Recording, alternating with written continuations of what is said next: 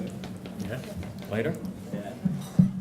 Well, folks, I'm here to introduce my big brother, Bruce. I think I would be remiss if I didn't thank the entire committee for bestowing the honor on me and allowing me to introduce my big brother. There's lots of guys on this committee, my buddy Rocky, Frankie, Lowell Cormier, that could have did, of course, a bang-up job of introducing Bruce, and thanks, guys, and the whole committee for allowing me to do this. And I'm sure everybody in the room, to a person, is glad to see me coming up here and not Lowell.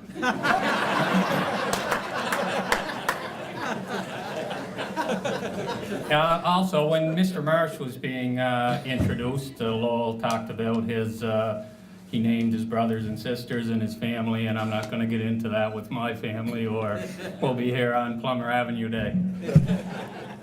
Anyway, Bruce began playing hockey on the outdoor rink in New Victoria, as the rink in New Waterford had not yet been built. At the age of 12, I'm told our father brought Bruce to Sydney to play for the Pee Wee Whitney Pair Legionnaires. Bruce cracked that lineup for the Sydney team, and the team went on to win the provincial crown. At the age of 16, the New Waterford and District Community Centre, as most people here would know, opened, and Bruce returned to New Waterford to play for the midget squad, and they went on to win the provincial crown. At the ages of 16, 17, and 18, in addition to midget, Bruce played hockey with the Beck Bears, and in 77-78 he won the scoring title and league MVP and was named Beck's Athlete of the Year. In 78-79 he joined the New Waterford Jets of the Eastern Junior A Hockey League. In that year, the Jets lost only 2 games and won the league championship. Bruce broke all league records with 88 goals and 147 points in 30 games. That year, Bruce was nominated for the Canadian Junior Hockey League Tier 2 Player of the Year. There was 1 nominee, I'm told, from the East, 1 from the Central, and 1 from the West region, and Bruce was runner-up for that award at the ceremony held in Prince Albert. In 79-80, Bruce joined the North River North Stars of the PEI Junior A Hockey League, and again broke that league's records with 77 goals and 130 points in 40 games. He was again nominated for the Canadian Junior Hockey League Player of the Year, and this time was victorious, beating out Brent Sutter of the Red Deer Rustlers. After receiving that award, Bruce signed an amateur tryout with the Winnipeg Jets and attended their training camp. After the Jets camp, he went to Newfoundland and started his senior hockey career. In his first season with the Corner Brook Royals, he scored 44 goals and was voted league MVP. After that season, he was invited to NHL camp with the Quebec Nordiques. After a couple of weeks with the big team, he was assigned to the Fredericton Express of the AHL. After a time with Fredericton, he returned to Newfoundland with the Grand Falls Cataracts, scoring 51 times and winning the league scoring race, and the Cataracts won the league championship and the Herder Memorial Trophy. Bruce played 2 more years in Newfoundland, winning another league championship. In his career in Newfoundland, he scored 200 goals and won the league championship on 2 occasions. In 85-86, he returned home and played for the hometown New Waterford Cavaliers, winning the scoring race and league MVP. Following that season, he joined the Pictou County Islanders of the Nova Scotia Senior Hockey League and was again voted league MVP for that season in that league. After years of hockey throughout Nova Scotia, PEI, and Newfoundland, and 3 NHL training camps, he enrolled at UCCB and played 4 years with the Capers on the AUAA men's hockey team. He captained that team all 4 years and was MVP in 90-91. In 92, the Cape Breton Oilers came calling, and he played with the Oilers both as a forward and as a defenseman. I'm sure, as any hockey player would attest, it would be no small feat to go from a goal-scoring forward, as mentioned before, to a defenseman at the American Hockey League level nonetheless. Next came coaching, and Bruce took over the bench of the Cape Breton Alpines of the Junior Hockey League. In 96-97, the Alpines won the Atlantic Canadian Championship, and Bruce received the Clary McDonald Award, along with his fellow coach Kenny Tracy as Hockey Nova Scotia's Coach of the Year. In 97-98, the Cape Breton Screaming Eagles were born, and Bruce was named the assistant coach of that team. Bruce went on to become the head coach of the Screaming Eagles the following season. Now I'm happy to say Bruce is applying his coaching skills on my backyard rink on King Street with my son Andrew.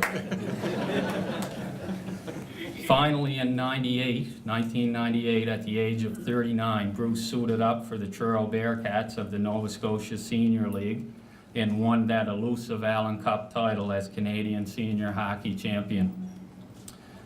Without further ado, it gives me great pleasure to call upon, I can say without any hesitation, my hockey hero, my brother Bruce Campbell, to receive his plaque from the Waterford Sports Heritage Hall of Fame member Frank Percy.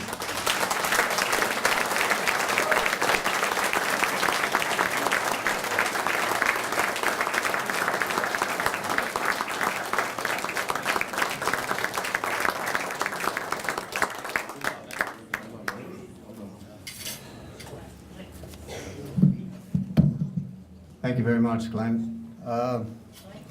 For many reasons, what an honor it is, first of all, to have your baby brother introduce you, and also to have my father here. Most times when you have these awards bestowed upon you, your parents are usually passed on. And for my dad to be here, it just added a little bit more of a special occasion to the evening. I'd like to congratulate the fellow inductees, Johnny Nemus, Joe Cormier, Freddie Connors, Carl Marsh. I didn't need to come to this ceremony to know that these guys were terrific athletes and terrific people. Talked to the Lowell Cormiers of the world, the Carl Marshes, my dad. I heard lots about Johnny Nemus. One thing stuck out to me, if you guys are reading the paper, when they were talking about his accomplishments, he had 270 fights in 16 years, and if you do the math, he fought every couple of weeks for 16 years.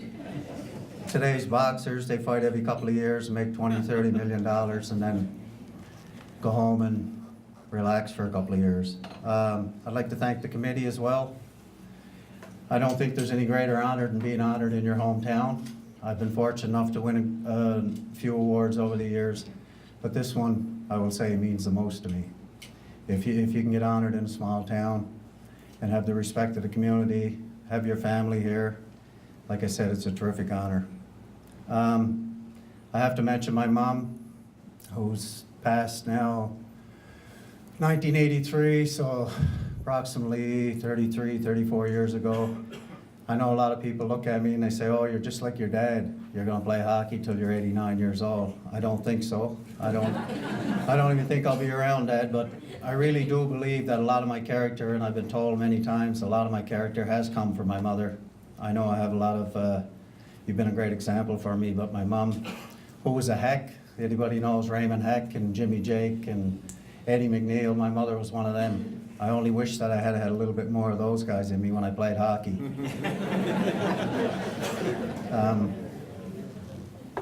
So yeah, just to talk about my mom, which was great. To see Robbie here, George, Glenn, talked to my brother Hector last night. My brother Blaze is in Ontario, or in Halifax. Mike, my oldest brother Michael is in Phoenix. He couldn't make it. And when I was reflecting on this honor, I don't have to look too far to realize why I'm standing here. I'm not the only one in the family that could play sports. I'm not the only one that was given the opportunity to play hockey. Every guy at that table there still plays hockey. My brother Blaze in Halifax plays. My brother Hector plays. So we competed in the backyards, in the front of the rink, and in the ponds. And Hector said to me last night, he said, one thing I can say, Bruce, when I went to play with my peers, it was easy for me because I had the toughest competition that I could get with all of us. We didn't give any breaks. I was picking on Glenn. I said, when Glenn came out to play, get the goalie gear on. Shut your mouth, and if you want to go home and cry, get going. But seriously, I consider us the Sutters, only obviously we didn't accomplish what they accomplished, but when you have 7 brothers and you can compete and play baseball and play hockey, and there was no such thing as a basketball netter, we probably would have been able to play that a little bit too. But to see you guys today, and I'm proud of you guys that you're still accomplished athletes and you still love the sport and you still play, and I'm sure Dad's a big influence on all of you guys. When I look at you, Carl, I know you're a family friend. I know you're a terrific athlete. You motivated me many times over the years. You were always passionate. I can still see you when I talk to you. You'd say, "That's right, buddy, that's right." But I got a lot of respect for you, and I'm honored to be going into this Hall of Fame with you. There's a few other things I'm sure I'm going to miss here. I look at Kenzie. I'm honored to see you, and I'm proud of you now. You're a grown man. You're 6'2". I asked you what you weighed the other day. You're 210 pounds. I never would have guessed it. Also to your mother, I'd be remiss if I didn't mention Joanne. From age 17 to age 50, we were together. So my entire hockey days and my entire hockey career, Joanne was part of that. So I owe her a lot, and I thank her very much, and I hope you'll pass that on to her. Look at John Melvin out there. How could I not talk about the Waterford Jets? That's the first thing that comes to mind. And when I talk about hockey, I don't talk about going to pro camps or winning the Allen Cup or coaching the Eagles. I think of the Waterford Jets. And one thing, John, I can remember you giving me was, you said, we're playing Glace Bay, maybe man for man, they might be better than us, but if you get yourself fit, they won't be able to hold on to you. So what did you do? I ran Roach's Road. You ran the butt off me all the time. You worked as hard in practice, and it was true in the end. They really couldn't hold on to us, and we had a dominant season. I know the pits were going. There was tremendous rivalries. I look at the late Frankie Conrad, the late Kevin Young, the late Brian Swish Chesson, and many times I saw those guys in fistfights in the stands. And that's when you knew you had a rivalry going, because it really was the safest place to be for us was on the ice. But, you know, I could talk, and I'm not going to come up here and talk about scoring goals or doing this or doing that. That's not what it's all about. It's about teammates. It's about coaches. It's about being here with the family. It's looking at little Andrew there, who's aspiring to be a hockey player. My niece, Lauren, a beautiful little girl. My second family. I have some good friends here. And I'm really, really honored, and I don't take this award lightly. So thank you very much, and have a good night.